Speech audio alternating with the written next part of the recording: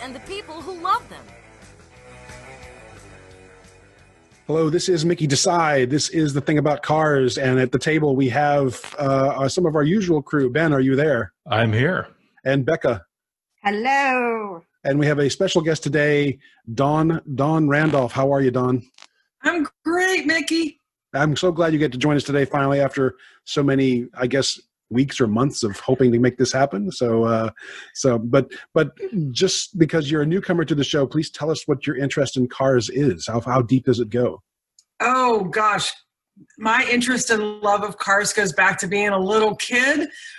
When I was born, my dad and mom had, I believe, a 1964 Corvette.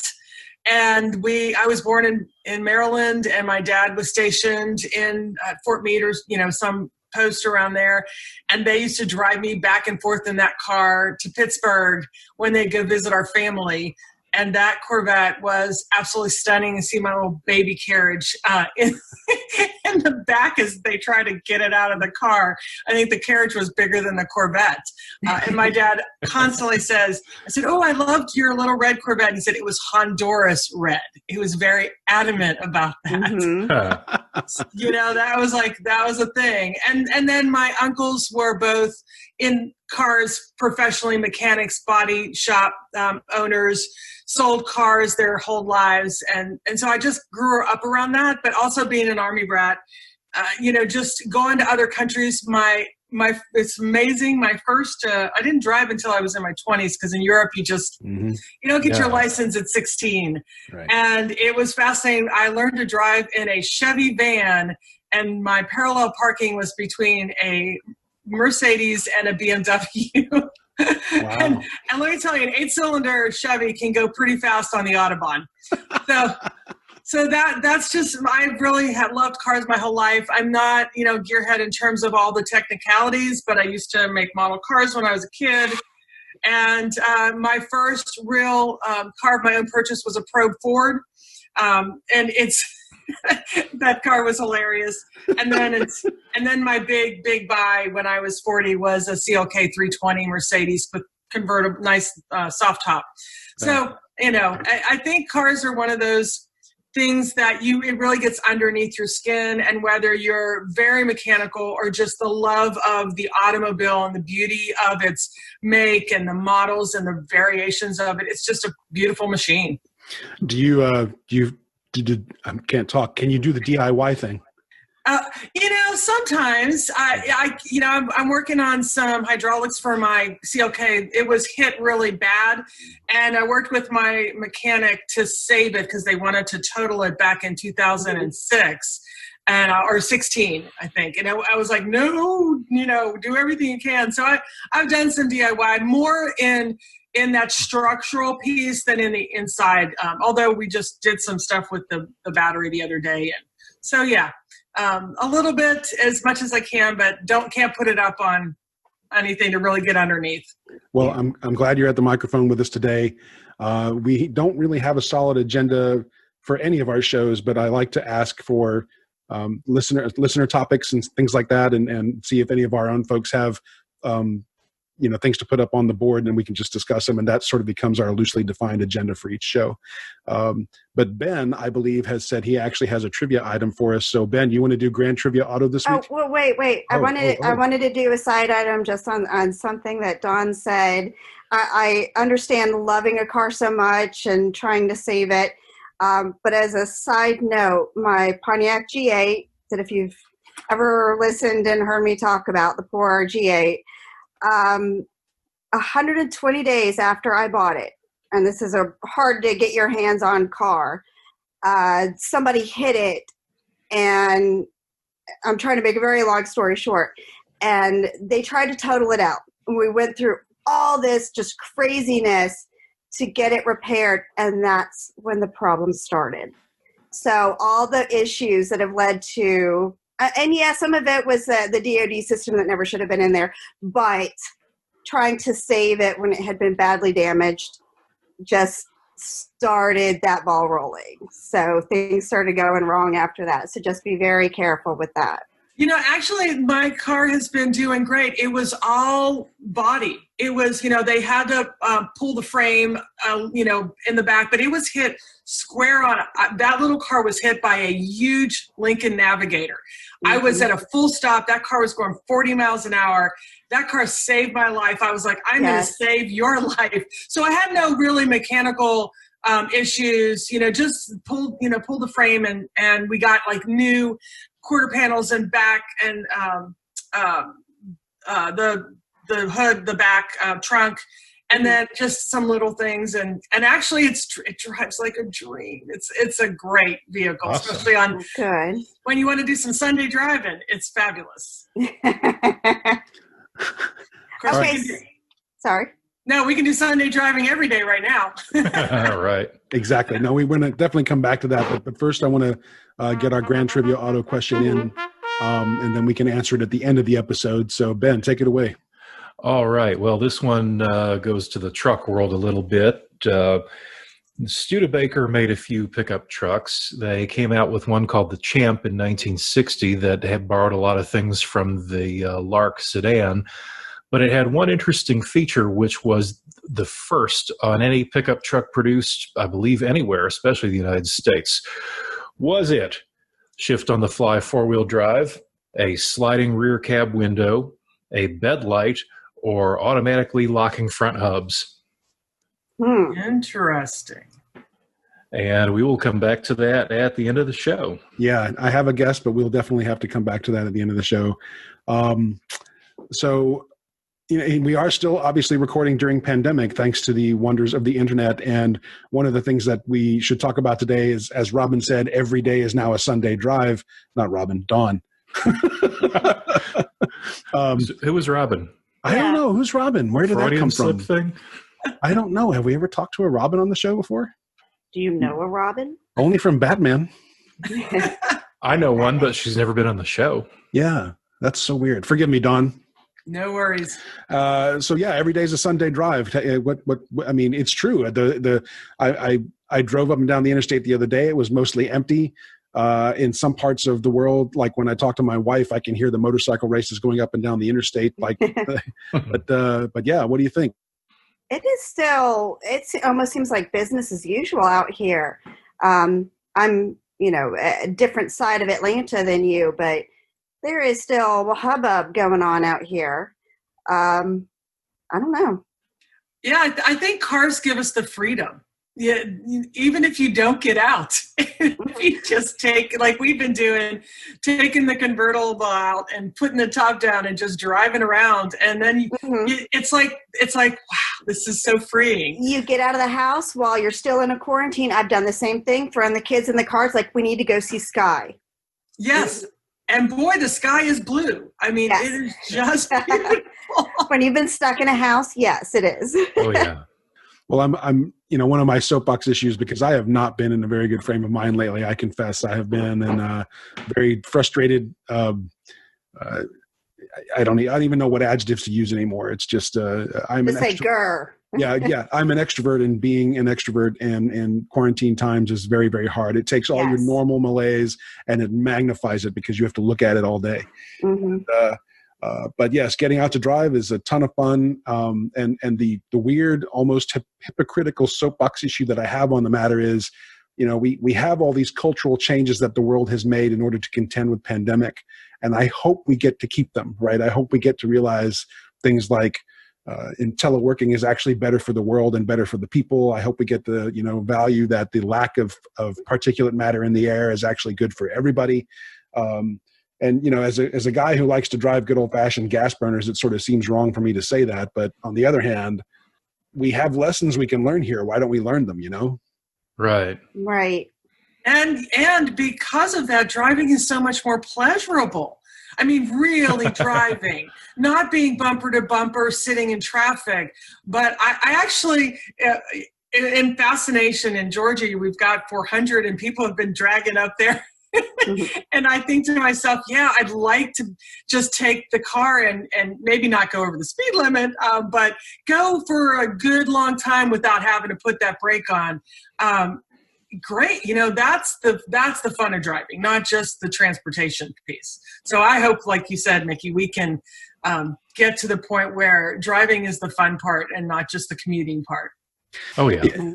I have noticed, though, that the police have been out with a little more frequency. Like the first time I drove, it was like 3 weeks in the pandemic, and I'm like, screw it, I'm leaving the house.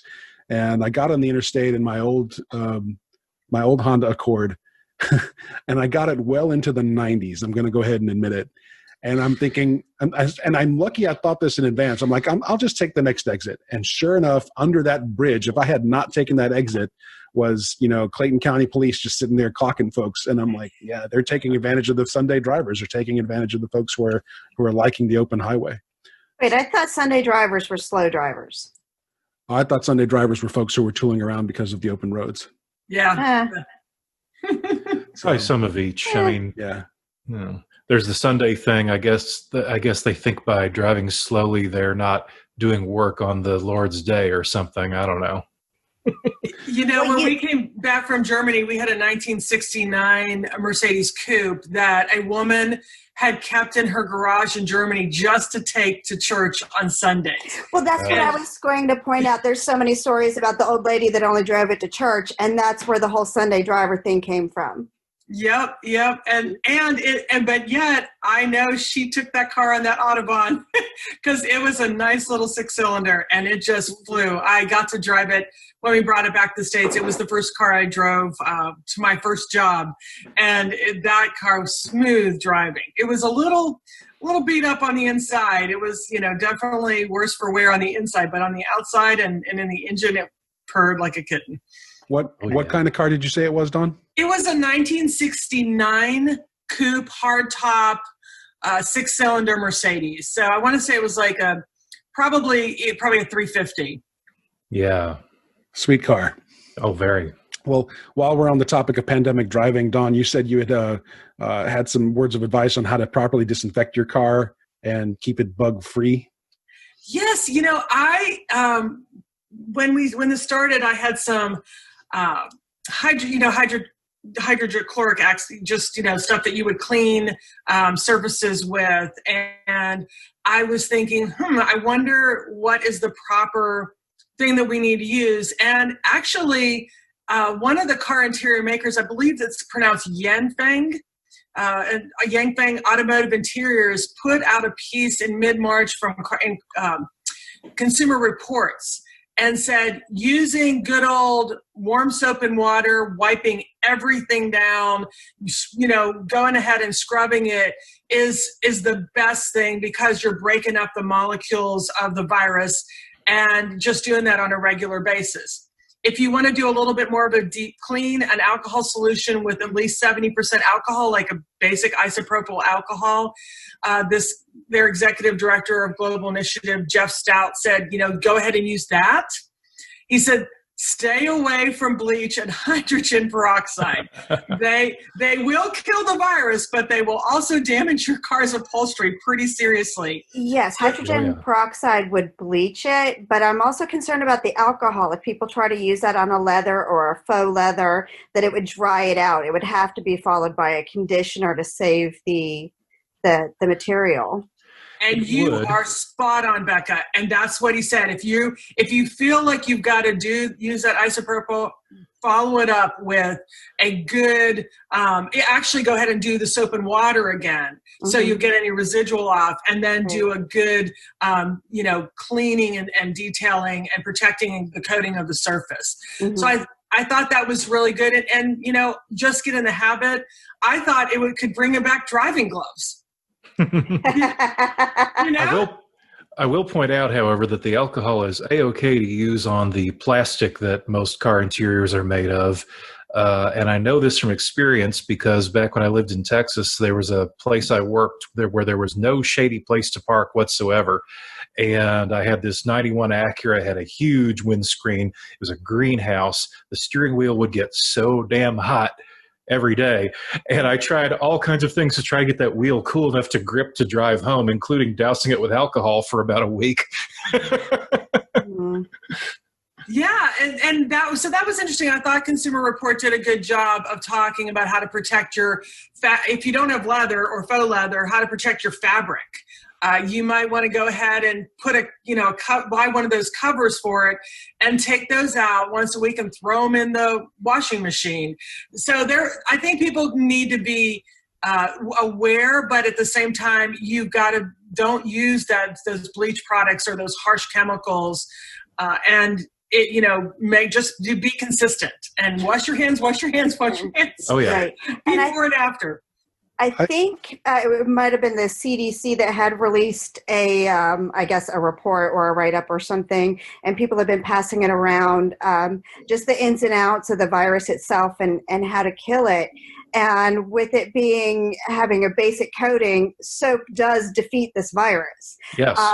It has an extraordinarily long lifetime outside of its host. I was shocked to hear that it could last more than 48 hours outside just sitting on a surface, but they did say it didn't have any kind of resilient shell. So soap and water, you don't need to go overboard, just thoroughly. And it could be something as simple for fabrics as Lysol. You would have to be thorough, obviously, and it's best to always clean, but you don't have to look for the harshest chemical out there. You can easily defeat it. You just need to thoroughly clean. That's the speaking to Dawn's soap and water point. I would never have thought to use just plain old soap and water on the interior surfaces of my car. Soap and water in my mind is for the outside, and that's great. But yeah, if you do it right, there's no reason you shouldn't be able to soap and water the internals. Well, to give you a little science alert here, the reason it works, danger, science content ahead. The outside of a virus is basically made of lipid molecules. Yes, fat. I didn't go that far, yes. Right, and that's exactly what soap breaks up. It breaks up the shell of a virus for the same chemical reasons that it breaks up the grease on a pan in your kitchen. Mm-hmm. Yeah, good old Dawn and water. I love it. Oh yeah, the Blue Dawn, the original Blue Dawn. Exactly. I want to do our listener comment before we get into Ben's Lotus update. I'm eagerly looking forward to Ben's Lotus update, but let's get this listener comment down first. This is from our friend Robin. This is why I transposed names earlier, right? There you go. Robin, my friend Robin says, this comment isn't so much about cars, but how we use cars during the current unpleasantness. He says specifically and locally, there's a group, and he lives up in Oregon. He says there's a group that's been organizing cruises whereby they drive by places to cheer people up. 100 or so cars and trucks, and these are show cars. These are not, daily drivers. 100 or so cars and trucks slowly cruising down neighborhood streets. It's very cool, just driving, no burnouts or other lawless behavior tolerated. But it has also run afoul of one town's police department, who have responded by pulling people over for very, very minor infractions. The police say cruises violate the governor's orders to limit travel to only that necessary. The cruisers say it's in keeping with social distancing policies and does no harm. Rather, it is a way to help ease people's sense of isolation. And anyway, I can see. I understand their point. I mean, technically they're sheltering in place, but their place moves. They're in a car, they're in a bubble for all intents and purposes. They're quarantined, they're just. Now, to back up a little bit, they're driving by people who they're going to someone they want to cheer up with their presence. Did I catch that correctly? Yeah, that's correct. To my understanding, they're just driving through neighborhoods and giving people something nice to look at. Yeah, that sounds like a social good, so I can see where both sides of this have a point. It may violate the letter of the law, but I don't think it really violates the spirit of it. Yeah, I guess it just depends on how strict you want to be about the governor's orders, and I think we need every excuse we can to lighten up these days. Sure, and now there is one little thing you could say, though, about it, against it, which is that it raises, even though nobody's acting a fool, there is nevertheless the chance somebody could have a crash or something, which raises the issue of tying up emergency services that might be needed elsewhere, and their job is more difficult with all this going on. Yeah, and I think if I were the law enforcement, I would figure out a way to be partial helpful in this, like Sure. cordoning off areas or being the lead in the end of something like that, where, you know, it's somebody's birthday or grandma just turned 100 years old and they just want to parade by. And granted, if they're in beautiful cars, I want to protect those vehicles. So I think they should take the more proactive approach to it. Yeah. Exactly. It's a chance for law enforcement to step up and actually be part of the celebration instead of part of someone else's problem. I've also wondered how many people who have recreational vehicles and RVs have taken to, you know, their family out in nature. And I think that would be a really healthy thing to do. If you're all self-contained, you've got all of your necessities there, and you're going out into nature and you're taking the kids and you're seeing a lake and going fishing or hunting. I think anybody should have been part of any order to allow people to come out into the wilderness and enjoy nature. Well, Right. the other side of that is that in the very beginning of pandemic, we were seeing folks who were crowding national parks and state parks. And And the lakes around this area, I've got Lake Allatoona up here, and every single parking area where you can load boats or go off to camping areas, they were overflowing. It was insane, almost hard to get through some of the roads. There were so many people crowding the lakes and parks and stuff out here. yeah, so I don't know. I mean, you know, it's cars tooling around in the neighborhood, and they're trying to be lawful. So anyway, Yeah, I think they should enjoy themselves. I agree. Because, I mean, just to keep people's spirits up, you know, you got to get outside. Speaking of getting our spirits up, Ben, tell us about your Lotus. Okay, well, I don't really remember what the last update consisted of, but I think it was the engine going back together, which it has been, but I've run into another snag with it. Uh-oh. Yeah, so I had the head off and the water pump and front cover, everything taken apart. I had some leaks and some damaged threads to deal with, things like that. It looked all very good. It was going back together. I had everything but the cam cover back on. I did a last check of the valve clearances, which I had adjusted along the way, and they were not looking very good, which was a little bit puzzling. So I ordered some more shims, put a new set back in, checked them again, and many of them were too far the other way. A lot of really weird, nonsensical things were happening here.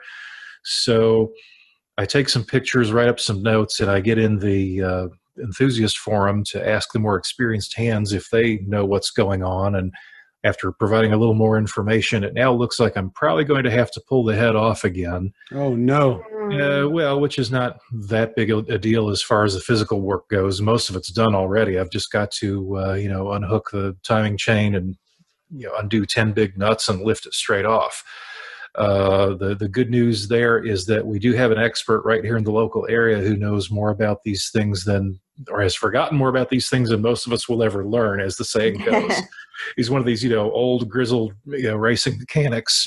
Is that the guy whose shop we visited that day, Ben? That's him. Yes. There's a guy named Bob who, he still fixes race cars. Whenever they have the historic races out at Road Atlanta, that season is really busy for him because he's the guy, whenever something blows up on the track with one of these, 50, 60-year-old race cars, he's the guy who fixes a lot of them. Yeah, his shop is in Decatur for anybody who's wondering, and we'll try to get him on the show sometime now that you mention it. I understand he's moving. I don't know where to, and I hope he's not right in the middle of the move when I want to bring my head down to him. But but I'm going to have him go through the valve train, check all the clearances on the cam bearings and the tappets and everything, and make sure it's all up and up, because it was rebuilt probably 2,000 miles max ago by a previous owner who had it done by a shop up in Salt Lake City who may not have had the right expertise. It all looked pretty good on paper, but I think they may have neglected a few things. So I'm going to have Bob give it a look and go through the head. And then once that's done, it sets me back some time, but I've got time right now. Once I've had him go through the head, I can really be confident about it, and then maybe I'll really start getting somewhere. Very cool. And we've running out of time I saw the thing. What's the Lotus factory? What's the Lotus factory update, Ben? Well, what's going on there is, and this is something that's easier for these small, high-end manufacturers to do as far as commitments go, but they have committed to phasing out internal combustion engines. And in that spirit, they have just announced that their last internal combustion engine powered car is going to be coming out next year. Really? They'll be all electric after that. Yeah. Lotus is going all electric after that? Wow. They are, yes. I know. That's wow. And well, I think in a certain way, Colin Chapman's ghost is probably okay with it because he was always looking for faster and better. And Lotus right now, of course, has belonged to the Geely Group out of China for a few years. They've got an amazing amount of parts bin and R&D know-how and cash available to develop these things. well. Tesla made a lot of their information public information too, and yes. And while I knock on electric cars quite a bit because I'm a good old fashioned gas kind of girl, they still make really good electric cars, and I would think that would help a lot. That information. And they're stupid fast. Yeah, well, yes. I was going to say too. Last year, Lotus brought out the Avia, I think is how it's pronounced. It's this electric halo car that they're only going to make 130 of, and they cost $2 million or something. And a lot of what's in that is going to trickle down to this car that's going to be, or the car that's going to be coming out after the last gas burner they introduce next year, which is supposed to be in a lower market slot than the Evora, which is the only thing they sell in the United States right now. Not that much lower because it's going to start at the equivalent of $68,000 US, but it'll still be somewhat below the Evora's market slot. It'll basically be an lease replacement. It'll have to be. Yeah. A little too rich for me. It's an exciting development. I think as always, the question for many people is going to be infrastructure. We have the global infrastructure for gas burners. We don't have a global infrastructure for electrical motors. No, we don't. And, I am very much into the energy side of things. And the question is, who is responsible for building out that infrastructure? It's something that when you're driving an electrical vehicle, you're constantly thinking, what's the max, 300 miles maybe? And then you have to wait overnight to get it charged if you have a trickle charge compared to a fast charge that some of the Tesla stations have. So the infrastructure build out for electrical is really going to be fascinating. It is in progress though. Yes. I mean, a lot of the new, tiered parking decks now are requiring so many slots be designated for electrical vehicles so that when you get there, you plug in, and when you leave, you pull out. And it's relatively easy to add that to a parking deck. It's not as if they have to rip up a wall to put in a conduit to handle that kind of juice. You can easily put it in. I'm sorry, go ahead, Ben. I was going to say some of the interesting side effects of that infrastructure. Well, they've built a Tesla station near my place. I believe it has 10 spaces, and I was shocked to actually see 7 or 8 of them full one day. I didn't know there was that much density of the product in my neighborhood. But I've also found that if you go on something like Google Maps and find where the charging stations are, at least the Tesla super stations, some of them have some really interesting user reviews. Some of them are quite cute. There was one in Delaware, I think, that I saw that someone left this review that said, "Oh, this poor charging station, it's only got a liquor store and a gas station next to it. Nothing fun while you're waiting for your charge. It has so much unrealized potential." You know what we need to make then? What's that? A drive-in movie theater that's all charging ports. Oh, that'd be excellent. So you sit there and watch a movie or something and you charge. Yeah. Get as much of a charge as you can in the space of 2 hours anyway. That would be good. Yeah. Or it could be a dating venue, a new word for hookup. Yeah. How long does it take to charge on a quick charge? I have heard it could be as minimum as 2 hours. Okay. Some of the Tesla stations, I think, are good for 30 minutes for a full charge.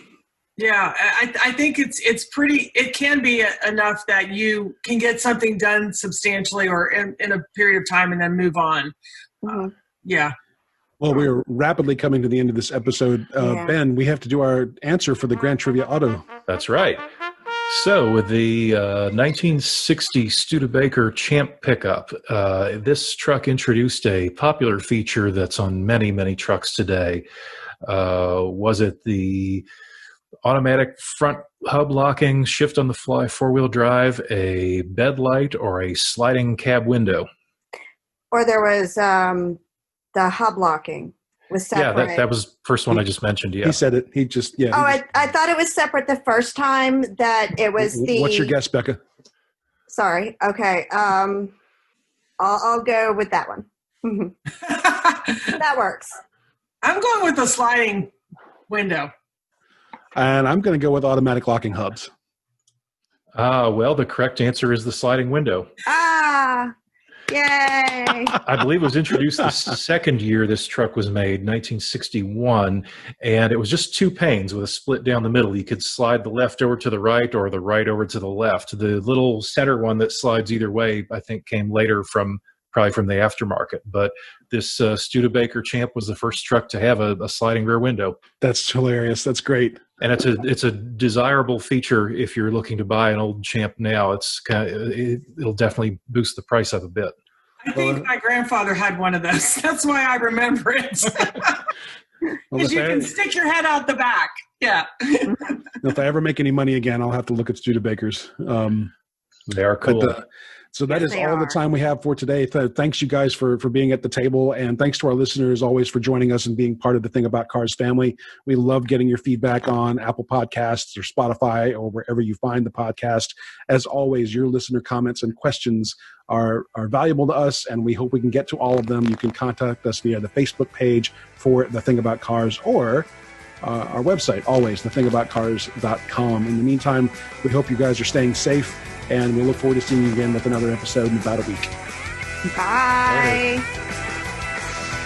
Thank you for listening. This has been The Thing About Cars. We'll see you on the road.